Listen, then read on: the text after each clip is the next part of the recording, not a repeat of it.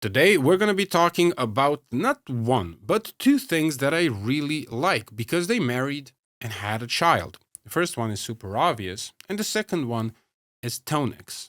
And yes, weird times create weird people, people who like both modeling stuff and tube amplifiers.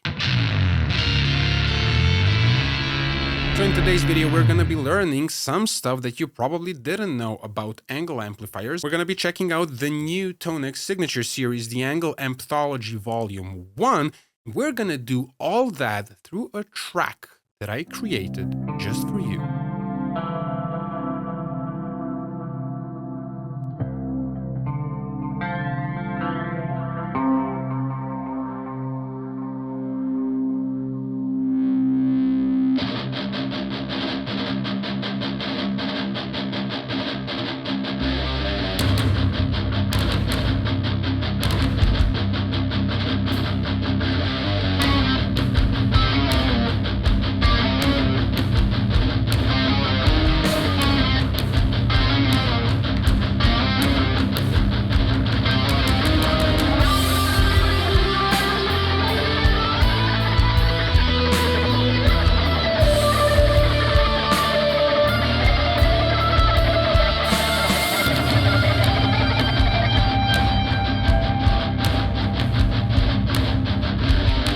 If you've been following this channel, you would know that the main purpose and focus of this channel is education. I'm an amp guy. I build amplifiers, I mod them, I ruin them, I just want to create them unique, and I'm a big fan of ENGL amplifiers because I think the circuit is different and unique. And I do own one, it's just up there.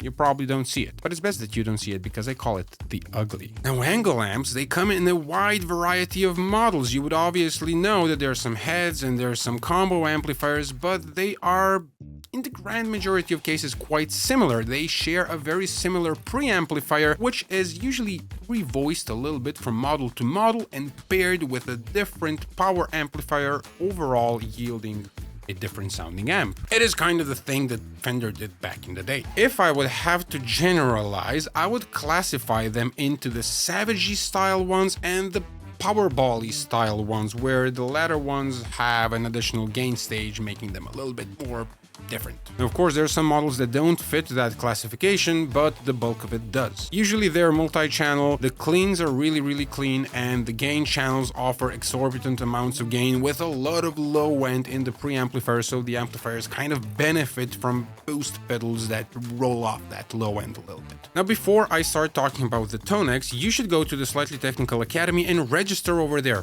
Why? Because it's free, because you get access to tech pages, free Tonex packs. You get an automatic invite to the new Discord channel, the Slightly Technical Backstage, where you can actually ask some technical questions and get competent support. Go check out the store, it supports what I'm doing. And please go check out my course on the Big Muff Pi.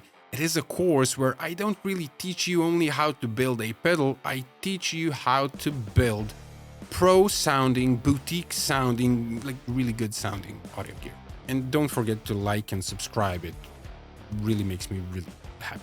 Now, there are three reasons why I like the Tonex. And the first reason would be that Tonex comes as an app and as hardware, and they work independently of one another, which means that you can actually use the app or plugin independently of the hardware. You don't need it. I absolutely love that, and that is the way how I use it. The second reason why I like the Tonex is because it is a fraction of the price compared to other high-end modeling profiling devices. And the third reason why I like the Tonex is because I do really prefer how the Tonex sounds compared to other devices similar to it. Now, Tonex started doing this signature series where they model a bunch of amplifiers and offer it as a signature series, and it is a huge improvement over the factory presets that came with the Tonex, so I really like that. And the ENGL one comes with like over 70 profiles or models, where half of them are DI amp models designed for you to use with your own custom IRs, where the other half are practically those same amplifiers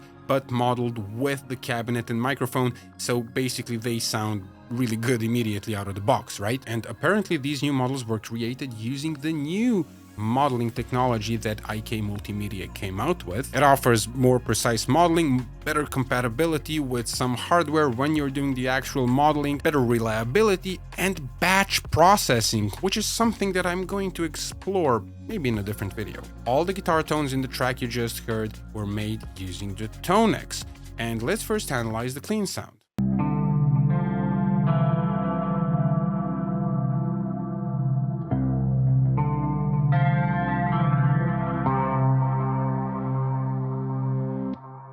Alright, so this kind of sound is actually quite simple. I start with selecting a very clean model, and for this particular situation, I use the perfectly clean tone model. It is a model of the ENGL straight. I backed off the gain a little bit on this one, and I obviously used a bunch of compression and modulation and delay and that kind of stuff. And let's listen to how this sounds without any of the modulation.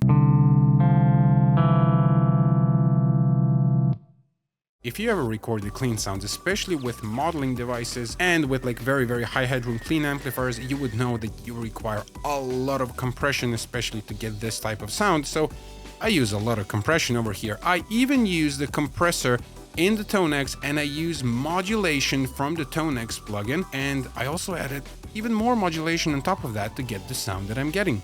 Let's listen to that. I will progressively add the compressor and the rest of the modulation so you hear how the sound builds up.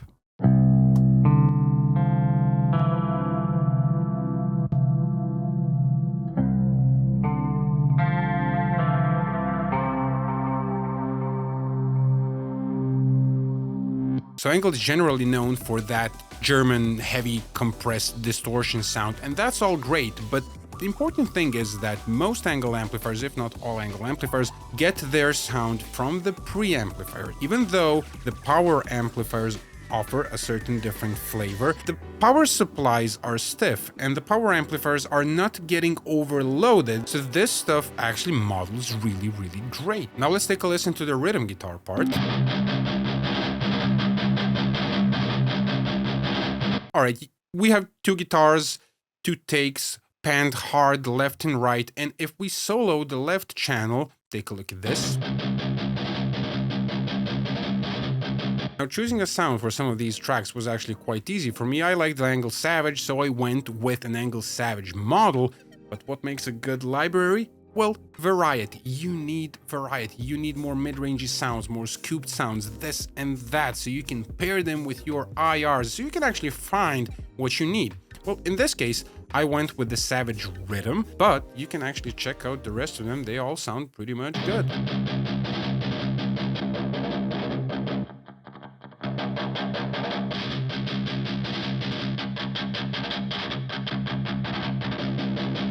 Now moving on to the right channel, I decided to go with a different sound so I would get a wider stereo image. And if you've been following this channel, you would know that I've been modeling all my amplifiers, which are modded and custom made, and I also modded my ENGL. I made it a little bit different, and I sampled the shit out of it and made Tonex models, and I used one of my own for the right channel. Listen to this.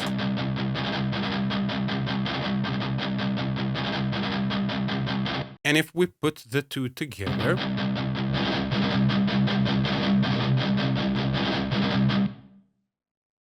I like how that sounds. Now for the little theme sound, I went with something different. I used the MIDI rhythm, not MIDI as like mid-rangey rhythm, a Savage 60, and I used a little bit of modulation in the pre-mode. And listen to this.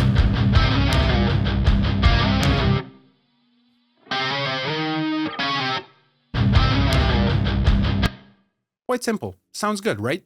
Now for the small solo part, I went with something a little bit different. I was searching for a more mid-rangey sound, and then I cranked the mids additionally. So I went with Sweet Smooth Lead, yet again a Savage 120, and I cranked the mids, selected 1 kHz for the mids, and I lowered the bass. Even though there's not a lot of bass because I'm playing high notes, I just wanted to make this sound a little bit cleaner. Obviously the sound is drenched in modulation and delay, but let's hear how it sounds soloed without any of the modulation.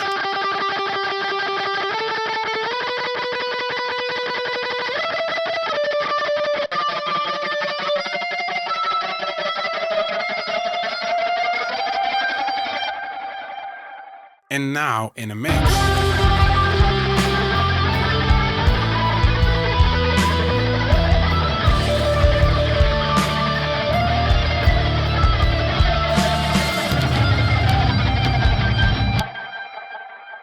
Alright, so those were the sounds. I hope you learned something today. Like, subscribe, and let me know your thoughts on this.